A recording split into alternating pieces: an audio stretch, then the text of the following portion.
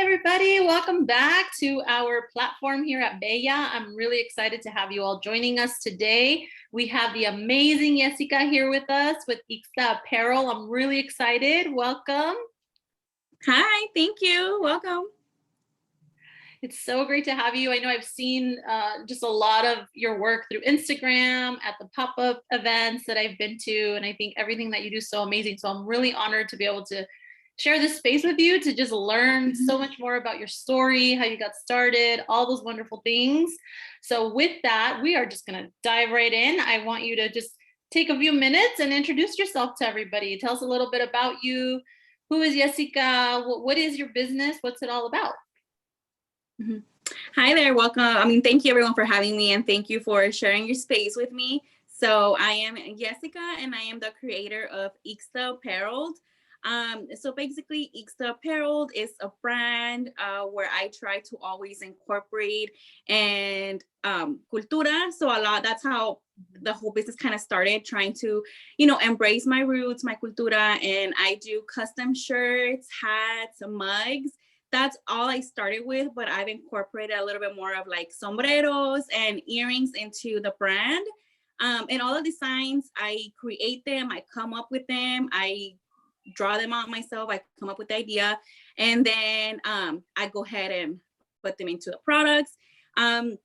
So kind of like how I started with IXTA, it's for a couple of years already, since like, I want to say back in 2017, I kind of had a little bug going that I'm like, I kind of want to start a business. I just wasn't sure what I wanted or what business I wanted. Initially, I kind of wanted like a boutique type, but I knew that I wanted something that was more meaningful to me, something where I can, it wasn't so much about selling and stuff. It was more about something that represented me, my community, or something that I felt like will make a difference, basically. And it took me a while, like a couple of years, to kind of figure out what exactly I wanted. And in 2020, during the pandemic, I got laid off. And then with that, I had a lot of time in my hands, So the savings I had, I was just like, you know what? I know we're in a pandemic, but that really pushed me to start IXTA. And here we are, a little bit over a year already. And I am so glad, and I have no regrets of going for it and starting this business. That is so amazing. And tell us a little bit about the name. So how did you select that name? Like, I know there's always a story behind, the brands that you create and the businesses that emprendedoras create. And I love to hear kind of the concept on, how you came up with, there's so many names you could have thought of, but you branded it as IXTA. So can you tell us a little bit about that? Yes, of course. And it's actually very interesting because I often do get asked that question, what it means. And it's interesting because I wanted something short but meaningful. Not that I don't love my name, but I definitely didn't want anything with my name, because growing up, I had so many difficulties. Up to this day, I have a lot of difficulties with my name because it's not Jessica, it's Yesica. So I always get Yesenia, I get Jessica. I never get my proper name pronounced. Yeah. So for that reason, I was like, I definitely don't want to use my name because it's already kind of like weird for people to get it right. My middle name is Itzel, which I never really use it at all whatsoever because I just grew up with always using my first name. So I was like, okay, maybe something with my last name that represents, like where I come from, like my name or something. I kind of digged into that a little bit. My brother kind of helped me, and from Itzel, we figured out that kind of combining it into, I don't remember exactly. It's either Itzel in either Mayan or or Hebrew, something like that. Itzel actually was another name, Ixchel or something like that. I can't remember the name of it, but it was kind of a longer name. So with that name, which was like IXK something, I was like, it's too long, it's complicated. I'm like, I can't even really pronounce it. So I started kind of just taking away letters, and that's how I came up with IXTA. I really thought it was like unique, and I was like, I created this word, and then I ended up finding out that actually, like in Mayan, like IXTA means woman, that it kind of represents woman. So I was like, that is a kind of like a first, a full circle of what I wanted, like a meaningful name. And I feel that it's very meaningful. It's short. And I kind of just use it as a IXTA being kind of like representing the power of women. I love that. The power of women. Yes. Hear us roar, como dicen. Yes. I love that. Yes. That's wonderful. I think that's a perfect name for your business and everything that you're doing. So kind of on that, and we like to dig deep a little bit. I mean, go back a little bit in learning more about you and the women, the wonderful, amazing women that we've had the honor of interviewing. And just tell us a little bit about your childhood. How was it growing up? Tell us a little bit about your background. It's always so interesting to hear people's personal stories and ultimately how it's led you to IXTA and your business. And, all of that I think plays such a powerful, important role in our lives. We don't just land here by accident, right? It's very intentional. I completely feel that from you and your energy and your vibe. I love it. And so just share with us a little bit about what you'd like to say about your growing up. Yeah. I definitely have to say that the person I am today I am nowhere near the person I used to be, or even like sometimes people that know me from back then, they're like, oh, wow, like I've changed a lot in the sense that I was a very, very, very shy girl, like very shy girl. Like growing up, when you had your report cards or your parent meetings, all my teachers, they would always tell my mom, she's a good student, but she's too quiet. She needs to participate more. Or I always sat in the back of the class. I was very quiet, very shy. I never raised my hand. I was just very, very shy. And going back to that, so I am an immigrant. I am under DACA. So my parents brought me to the US when I was 4 years old. And I think for that reason, I was very quiet and shy, just because I feel ever since I can remember, since the third grade, I was always kind of like outcasted from teachers, kind of saying like, oh, you're different. Because I was always put like in like undocumented kids growing up or stuff like that. So I think that with that, I grew up very like scared, so I think for that reason, I was always really shy and I was intimidated speaking up. And I feel like that's a big part of me being very quiet and very shy. I grew up in downtown LA, and overall, like I feel like I had a pretty good childhood. We had fun, went to school and everything. But I think that's one of the things that, growing up, it was kind of challenging, because I wasn't documented. Ever since I remember in third grade, that's when it was always kind of something that was like pointed out to myself, and I think it didn't really like hit me or understand, because growing up as a kid, you don't really, at least for me, I was like, okay, like, what does that mean? I didn't really understand it. Right. I think it really hit me until I was in high school, when I was getting ready to apply to colleges. I do consider myself, I feel like I was always a very good student with good grades and everything.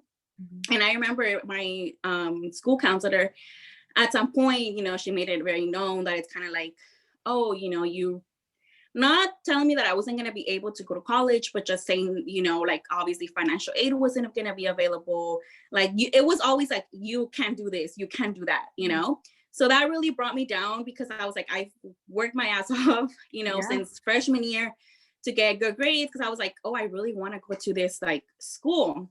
And then being kind of like, well, none of these schools that you want to go, like you can go, So that was very crushing. And at some point, just because of financial aid and everything, my parents were kind of like, you know what, maybe you need to like not go to college, or go the more affordable way, which was community college.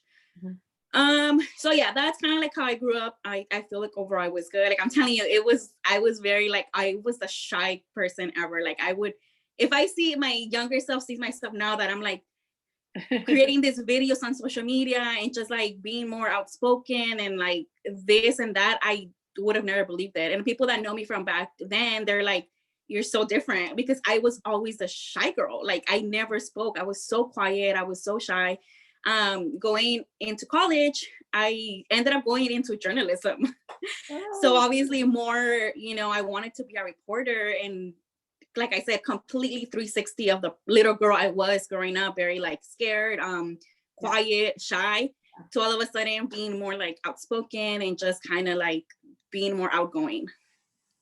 Wow, that's a really, I think a lot of folks can relate to that. I definitely can relate to Mm-hmm. that. Also being a super shy kid growing up, similar experiences, I don't know if with you or if it happened with you with school, but we had those questionnaires where they asked you Oh, like, what's your language at home? And as soon as we put Spanish, they put you in this like extra separate class of like mm-hmm. Spanish speakers to try to learn English. And at the time I remember being very confused, like I can understand, I can speak English, I don't understand, right? When you're kids, you're growing up, you don't really understand that that's a Mm-hmm. systemic kind of oppression, right? And how things kind of play out. But very similar experience, and I'm sure so many people have that Mm-hmm. experience that you had. So thank you for sharing that and highlighting that. And I do see the transformation that you just shared in, I would have never guessed, right? Seeing you now, like you say, like you were shy, like no, you're so confident, you bring all this powerful energy out when you're talking to people, and like you said, on your social channels. And but I think like a lot of other women too, it's like a journey, it's this transformation you Mm-hmm. go through, right? And all of Yeah. that has made you who you are as a person and has helped shape, who you are, how you show up, cuánto le pones el empeño, like in your business, right? Like that's, we always hear that a lot, that strong work Mm-hmm. ethic. I feel like all those experiences growing up really brought you Mm-hmm. here, to do this business. So I know you talked a little bit already about, how you started, kind of the concept and the name. And so what kind of inspires you to keep going? I'm going to change the question a little Mm-hmm. bit into like this pursuing and being inspired, because, I hear that you kind of, it was born from out of the pandemic. You wanted to do it, you launched it. It's been really great, but it's also not easy. So like what Yeah. keeps you inspired and motivated? Yeah, I mean, definitely it's challenging, you have to find the motivation because it's really easy to kind of just give up because everyone might think, a lot of people think, maybe it's easy having your own business or it looks easy, but there's a lot of back work that goes into it. So definitely, yes, there's a lot of things to be like, I'm done, I give up. But at least for me, I constantly remind myself, okay, for years I wanted to do this and now I finally have it, so I'm like, I'm not gonna just give up as soon as it gets easy, I mean as soon as it gets hard. But also like I mentioned, I consider myself like first generation, the first in my family to graduate college, the first in my family to start a business. I don't have any close like family or relatives to be like, oh, I have my own business or anything, and more than that, it's kind of like I want to create something for myself, for my family, for my future kids, and just kind of like get to that point of building a generational wealth, being able to like create something out of nothing and like being able to pass it down to like other generations. So Mhm. that kind of keeps me inspired and wanting to like not give up, but continue pushing. That gives me chills. I love that. I love to know that we have human beings in our world like you that have, just they keep pushing forward. You keep Yes. pushing forward. You're living out what you want. You're doing it, and you have that motivator, right? It's like you have Mm-hmm. something to hold on to that keeps you grounded. It keeps you focused, especially when things get hard. Yeah. Yeah. Yeah. So I think in terms of like your purpose and vision of the business. So, Mhm. sometimes folks have kind of like a mission aligned to their business. Like this is my purpose. This is why I'm doing it. And you shared a little bit about that. But in terms of like long-term vision, like where do you see IXTA going? Like, do you see it growing? Do you like how it is, kind of Mhm. as like the flow that you have right now in terms of sales, or do you have something, and you don't have to spill the beans and tell us anything yet, top secret that Yeah. you're working on, but anything in terms of like the future of your business Mhm. that you want to share?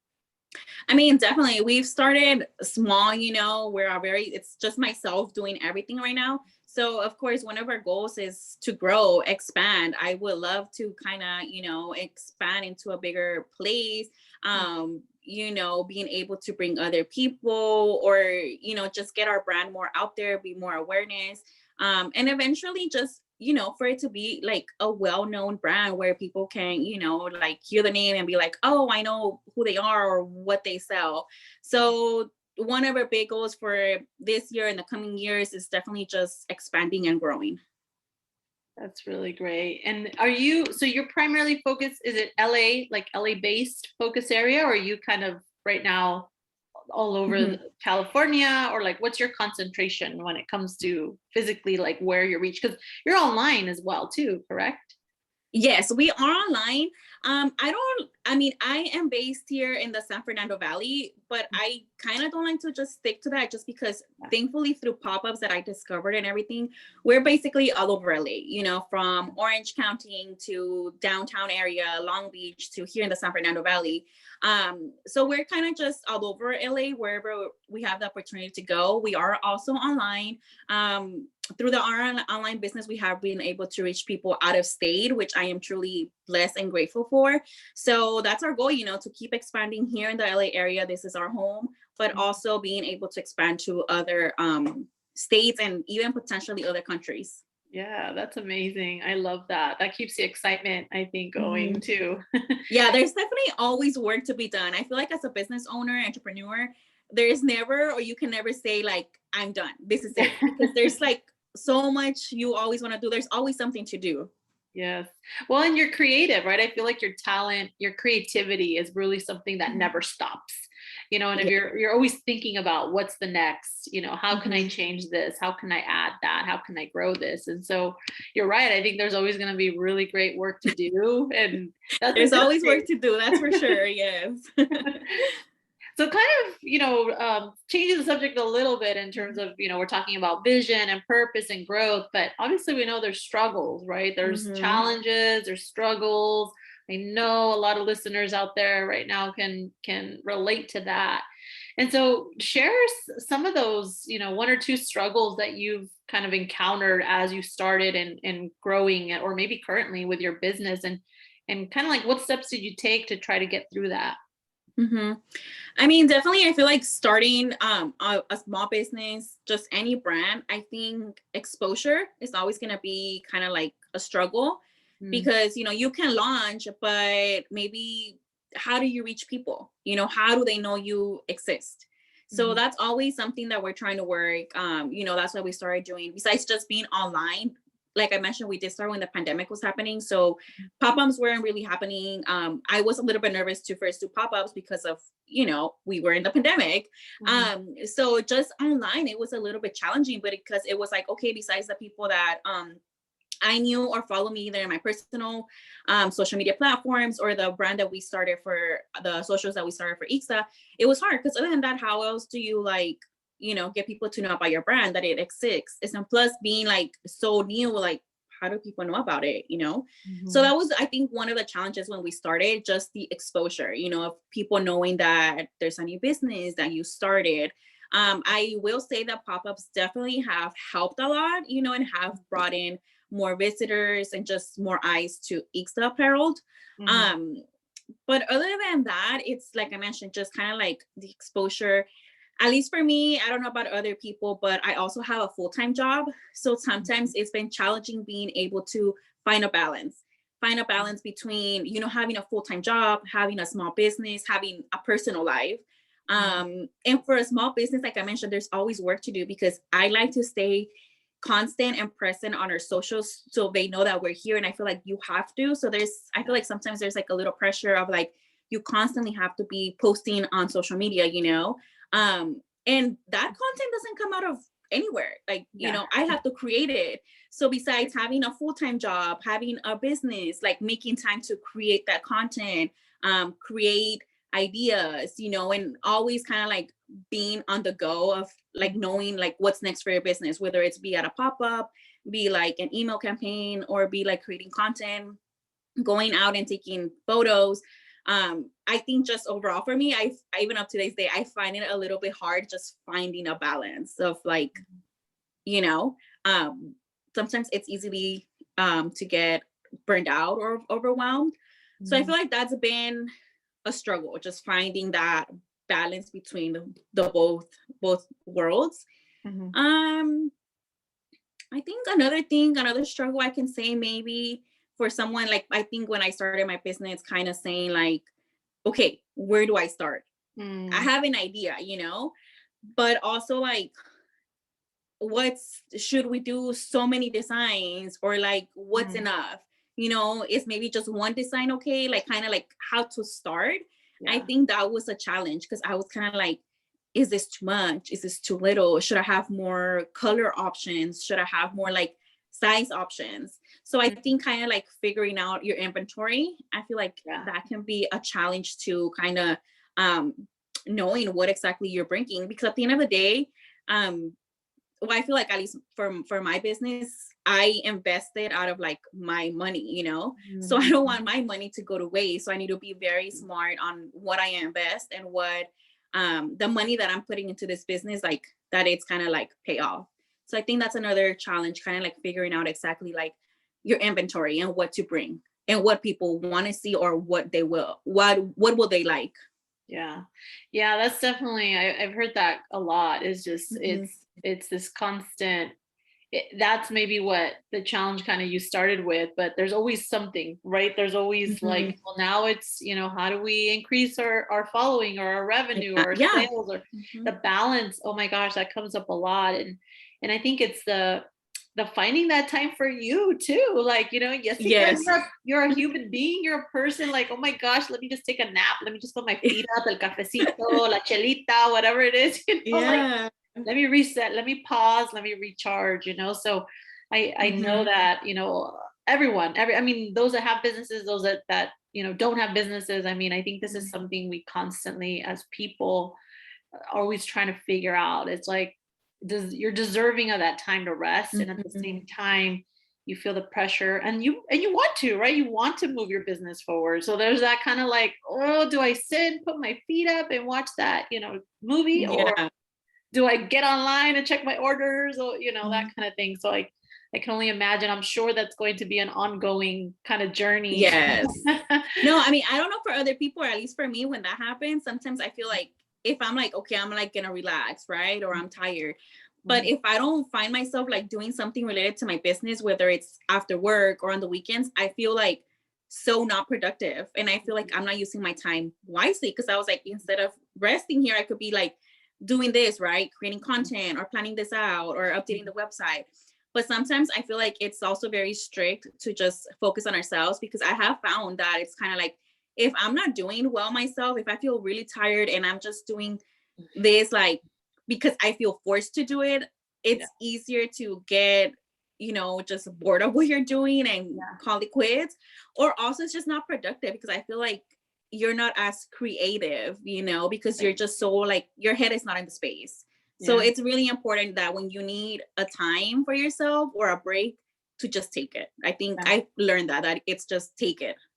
Yeah, that's really great advice. Well, and that segues into our next kind of Mhm. thought or question around what advice or any tips you have for Latina emprendedoras that are either getting started, or they're thinking about starting their business, or even those that are already, well into their business, 5, 10 years. What kind of advice or golden nuggets would you give to those women that are out there listening? Well, if you're thinking about it, or you're been, just starting, I'm just gonna say the biggest advice I can give, and I think anyone doing something can give, is just do it. Just don't overthink it, and do it, because you won't know until you are doing it. I feel like, at least for myself, I spent years kind of overthinking it, like what if, and it was just never the right time, because I felt like this Mm, is not perfect, this is not right. mm, But in reality, it's never the perfect time, because even after I started my business, things didn't go right. There's still that stuff that I didn't have figured out or anything, but you learn along the way, and then maybe you learn this way, but then along the line you improve because you find a different method, or something that's more convenient. So it's always a learning journey. So mm. I don't think you're ever ready, or you're ever going to have the perfect timing, but now, so I think it's just doing it. That's what I can just tell, just doing it. um and I think just for people that are already business owners and have been doing it for a while, I think maybe just to not give up, because I know that it definitely does get challenging. It gets overwhelming. Not every day is a good day. I do pop-ups and not every day it's good. You know, there's some days that you do less sales. There's some days that is better than others. But I feel like we just can't let that discourage us, because I think it's important to constantly remind us of why we started. Like, why are you in this journey?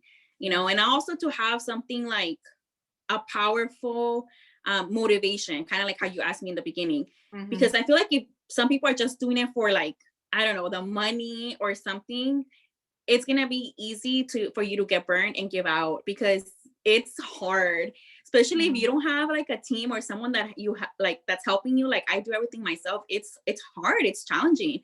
And if I just genuinely didn't really love what I'm doing, then I would have thrown the towel a long time ago.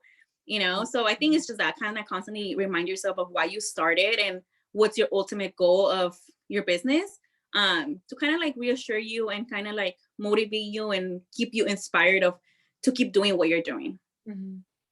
Yeah, I love that. Thank you for saying that. I think folks need to be reminded. You know, I Yeah. think it's we might be able to tell ourselves or try to do that self-talk, like, okay, I'm gonna do this, but sometimes hearing it from someone else, like, you know, those that maybe are listening to your story and the interview, I know it's going to inspire so many women.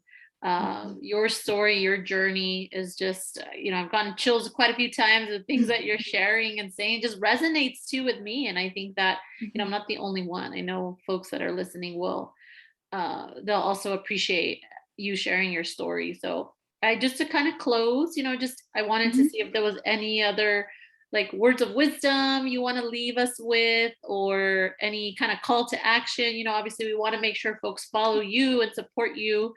And we'll put all that information on our website as well. But anything kind of, any just like last words of wisdom that you want to close with, maybe something we didn't cover, or anything you want to add?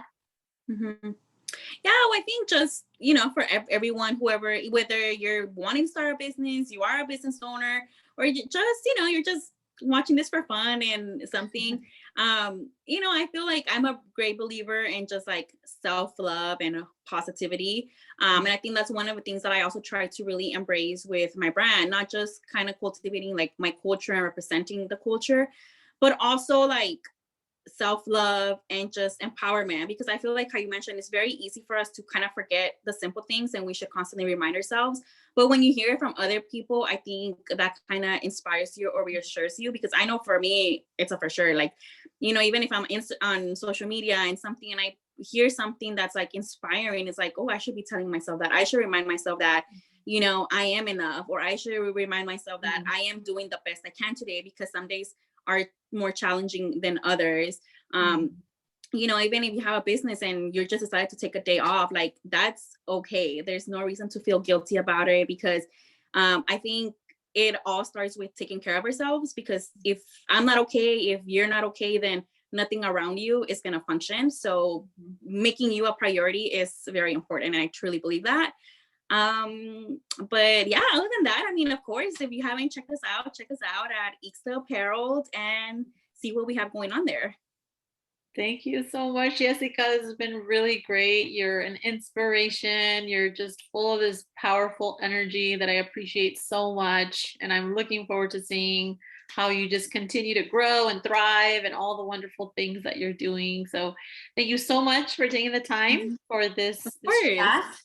And everybody out there listening, again, please support Yesica and IXTA Apparel. Remember to shop local at your local Latina and small business communities.